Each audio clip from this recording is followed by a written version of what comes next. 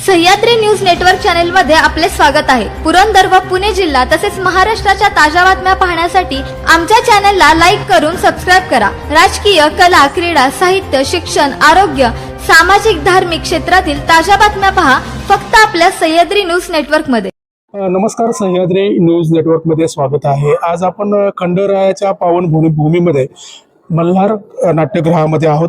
जय मल्हार क्रांती संघटना महाराष्ट्र राज्य तसेच पुरंदर तहसील कार्यालय यांच्या संयुक्त विद्यमाने समाजातील बेरड नाईक समाजातील तसे इतर समाज बांधवांना जातीचे दाखले मिळण्यासाठी जय मल्हार क्रांती संघटनेचे संस्थापक अध्यक्ष दौलतनाना शितोळे यांच्या माध्यमातून दौंड तालुका असेल, पुरंदर तालुका असेल, एव्हाना महाराष्ट्रात या प्रकारची एक चांगली योजना किंवा लोकांना कुठेतरी जातीच्या दाखल्याचं महत्त्व काय आहे, पुढच्या ज्या काही सोयी सुविधा आहेत मिळण्यासाठी किती अडचणी निर्माण होतात, याच्यावर कुठेतरी नानांनी एक काम महाराष्ट्रात चालू केलेलं आहे।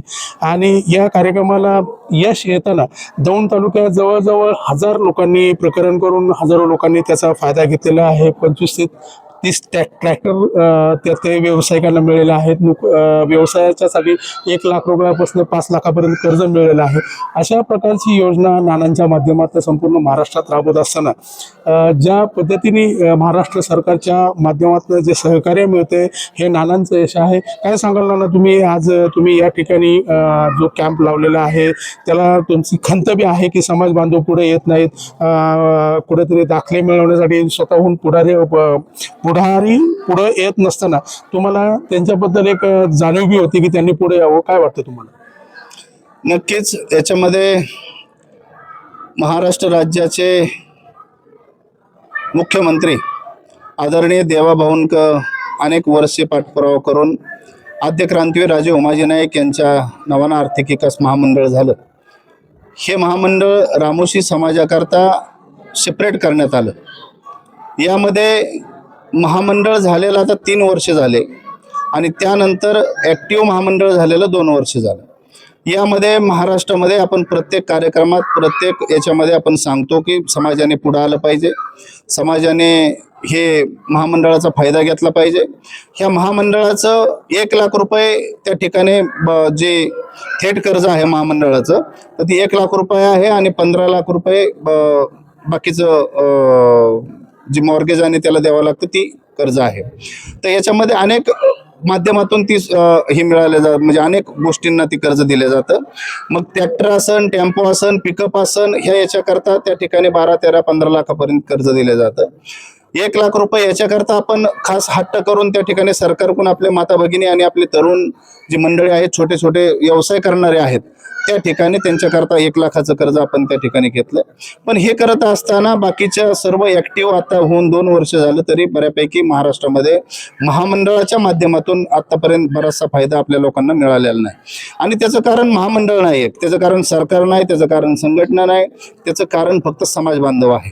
समाजाच्या अंगामध्ये जे आळस आहे की जेणेकरून आपल्या ताटामध्ये वाढलेला आहे, खायला सुद्धा आपल्या तोंडामध्ये घास घातला पाहिजे, याची वाट आपला समाज पाहत आहे।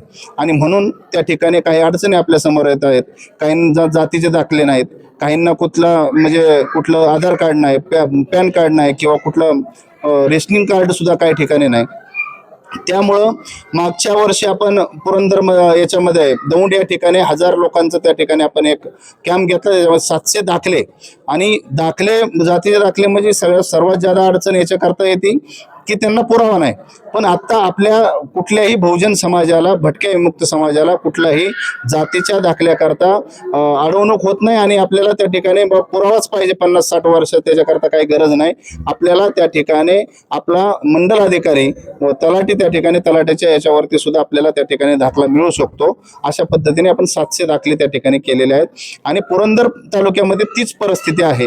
त्यामुळे आपण पुरंदर तालुक्यामध्ये आज कॅम्प घेऊन त्या ठिकाणी पूर्ण तालुक्यात जय मल्हार क्रांती संघटना पूर्ण फिरली, लोकांपर्यंत गेली। लोक आज या ठिकाणी खूप सारा असा प्रतिसाद या ठिकाणी आता आहे आणि या ठिकाणी किमान 1000 लोकांना तरी त्या ठिकाणी जातीचे दाखले मिळतील आणि ती जातीचे दाखले मिळाल्यानंतर त्या ठिकाणी महामंडळाच्या माध्यमातून आपल्याला जे 1 लाखाचं असेल, 5 लाखाचं असेल, 15 लाखाचं असेल, त्या ठिकाणी आपल्याला होणार आहे. आपल्याला पाठीमागच्या वर्षी या राज्याचे मुख्यमंत्री आदरणीय देवाभाऊ आद्यक्रांती राजे उमाजी नाईकांच्या जयंतीनिमित्त आल्यानंतर आपण काही त्यांच्याकडे मागणी केली ती. त्या मागणीत आपलं 1 लाखाचं 2 लाख रुपये व्हावे अशी त्या ठिकाणी घोषणा केली ती. त्यांनी आपल्याला त्या ठिकाणी शब्द दिला. त्याच्यावरती कॅबिनेटमध्येही तो विषय घेतलेला आहे. येणाऱ्या काळामध्ये ह्या 1-2 महिन्यामध्ये तोही आपल्याला 1 लाखाचं 2 लाख रुपये त्या ठिकाणी होणार आहे. काही त्रुटी त्याच्यामध्ये येतात, काही अडचणी, जामीनदार अमकं तमकं काही अडचणी आहेत, त्याही आपण अडचणी दूर करणार आहे. 1000 लोकांनी जर त्या ठिकाणी प्रकरणं केली तर किमान 500 लोकांचं झालं पाहिजे अशी आपली त्या ठिकाणी परिस्थिती आहे. आणि बऱ्यापैकी आता किमान महाराष्ट्रामध्ये 500-600 लोकांना फक्त त्या ठिकाणी मिळाले. किमान 5000 लोकांना, माझे म्हणणं होते की 5000 लोकांना आतापर्यंत त्या ठिकाणी लाभ मिळणं गरजेचं होतं. पण लोकांच्या आळसपणामुळं, ना सरकारच्या आळसेपणामुळं, ना कोणत्या, फक्त स्वतःच्या आळसपणामुळे ह्या ठिकाणी महामंडळापर्यंत कुणी गेलं नाही, कुणी माहिती काढली नाही.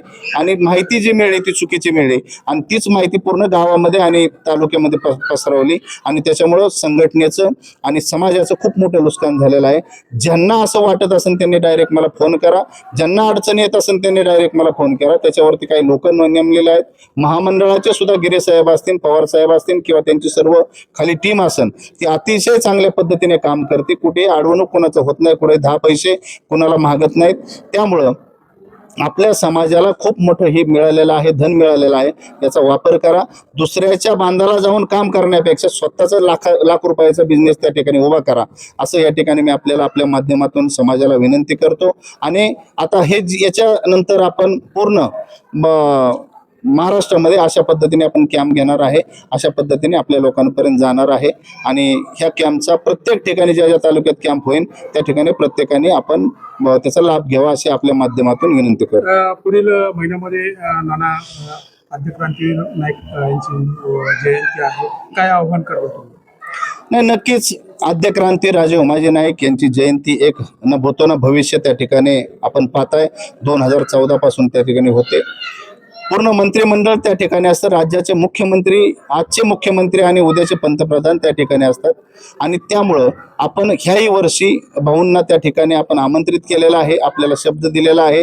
भाऊ आणि अनेक मंत्रिमंडळ म्हणजे तिन्ही दोन्ही उपमुख्यमंत्री आणि मुख्यमंत्री असं त्या ठिकाणी सर्व यायचं आपल्याला कबूल केलेलं आहे आणि येणारच आहे. बाकीच्या त्या ठिकाणी काही स्मारकाच्या संदर्भात आपलं काही त्रुटी आपल्याला मिळाल्या होत्या, काही सरकारच्या काही ऑर्डर राहिलेल्या होत्या, जे आपलं दिवे या ठिकाणी महामंडळ आपलं आद्यक्रांती राजे उमाजी नाईकांचं स्मारक जे होतंय तर त्या ठिकाणी 50 कोटी रुपये, 51 कोटी रुपये आणि 5 एकर जमीन आपली त्या ठिकाणी आपल्याला दिलेली आहे. त्याची सर्व काही बाबी ज्या सरकारी बाबी पूर्ण झालेल्या आहेत. त्याचं टेंडर फक्त बाकी आहे, त्याच्याकरता एक ऑर्डर राहिलेली आहे. मध्यंतरी आदरणीय ह्या महाराष्ट्राचे उपमुख्यमंत्री आदरणीय दादांचं निधन झाल्यानंतर त्यामध्ये 2-3 महिने आपलं त्या ठिकाणी गेलं. आता इथून पुढच्या काळामध्ये त्या देवेंद्रजींक विषय आहे तर ते होऊन जाईल. त्याच्यामध्ये आपण असं आपल्याला वाटतंय की जयंतीच्या दिवशीच स्मारकाचं सुद्धा उद्घाटन होऊ शकतं, असं त्या ठिकाणी आपली मागणी राहणार आहे.